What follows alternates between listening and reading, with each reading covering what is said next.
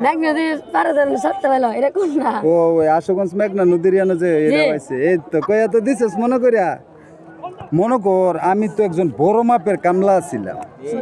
আমি যে সময় কাম করছি এই সময় তো মনে কর 20-50 জন আমার লোকে কাম করিয়া পারছে না।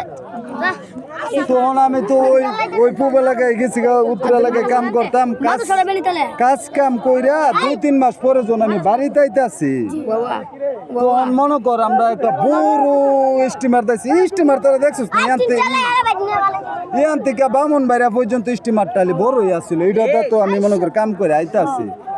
আবার পথে হয়েছে আমার ছোট ভাই হারিফ পড়ায় পড়ছিল আগের স্টিমারটা দা আয়া সাইরা হেরা ওই যে যে ব্রিজটা হয়েছে আশুগঞ্জের যে ব্রিজটা ইয়ানো বিশাল বড় একটা পাঙ্কাশ মাছ পাইছে। ফুটবল খেলার মাঠটার সমান পাঙ্কাশ মাছটা ওহন তো তোর মনে কর হেরা তোর এই অত বড় পাঙ্কাশ মাছ হেরা তোর আনতে পারতাছে না।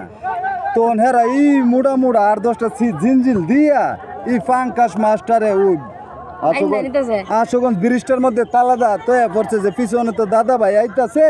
দাদা ভাই তো শক্তিশালী লোক, দাদা ভাই নিয়ে আইব না।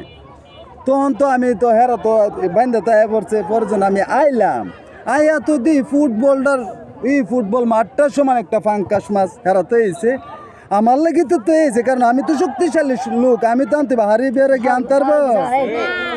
তখন আমি চিন্তা করলাম লাগুক দে মাস 2 মাস তো মনে করেন গেছে কাজ কাম করছে হাতে পায়ে ময়লা জুল লাগিয়ে রয়েছে। তে ভাবলাম কি তা বলে ময়লাটা একটু পরিষ্কার করি।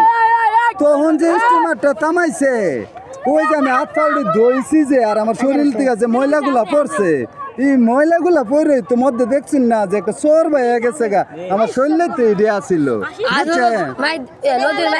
হ্যাঁ ধন্যবাদ।